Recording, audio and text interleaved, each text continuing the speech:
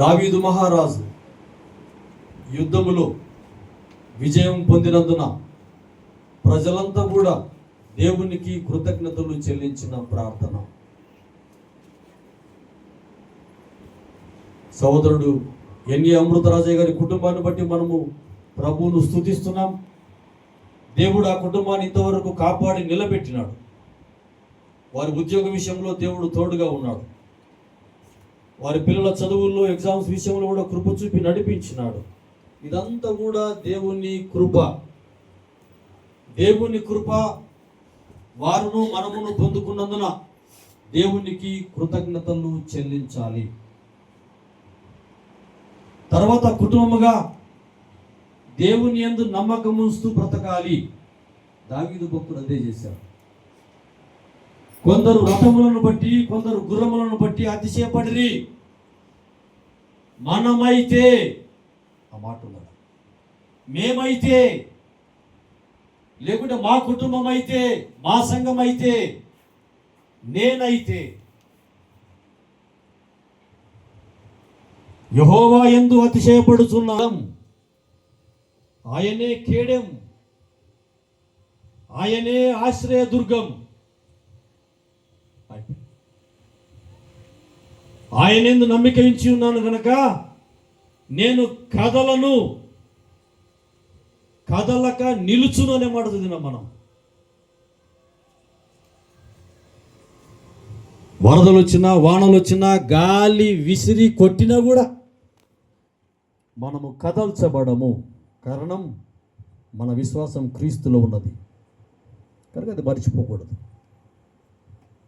దేవుడు మనల్ని నిలబెడతాడు, మన కుటుంబాలను నిలబెట్టుకుంటాడు. లోకంలో ఉన్నాము కనుక శ్రమలు గుండా ప్రయాణం చేస్తాం, అనారోగ్యాలు కూడా ప్రయాణం చేస్తాం. ఎన్నో ఆర్థిక సమస్యలు, ఇబ్బందులు, కన్నీరు, వేదనలు వెంటాడుతాయి.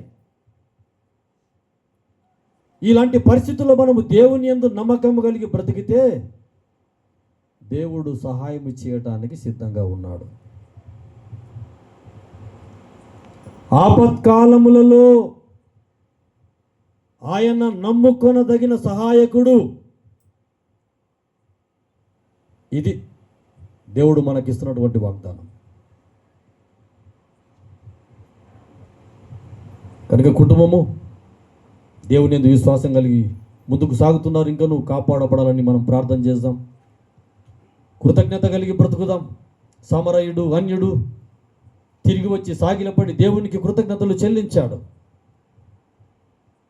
అడిగినాడు, ఎక్కడున్నారు? ఇంకా 9 మంది లేరు. మనం అట్లుండకూడదు, మన కుటుంబాలు అట్లుండకూడదు, మన సంఘం అలా ఉండకూడదు. దేవుని మేలుల చేత నింపబడినట్టు మనము, కాపాడబడిన మనము, దేవుని ఆశీర్వాదాల చేత నింపబడుతున్నటువంటి మనము దేవునికి కృతజ్ఞత చెల్లించాలి. దావీదు మహారాజు యుద్ధములో విజయాన్ని పొందుకున్న తర్వాత ప్రజలంతా కూడా దేవునికి కృతజ్ఞతలు చెల్లించారు. అలాగూ మన జీవితాల్లో దేవుడు చేసిన మేలును బట్టి దేవునికి కృతజ్ఞతలు చెల్లిస్తూ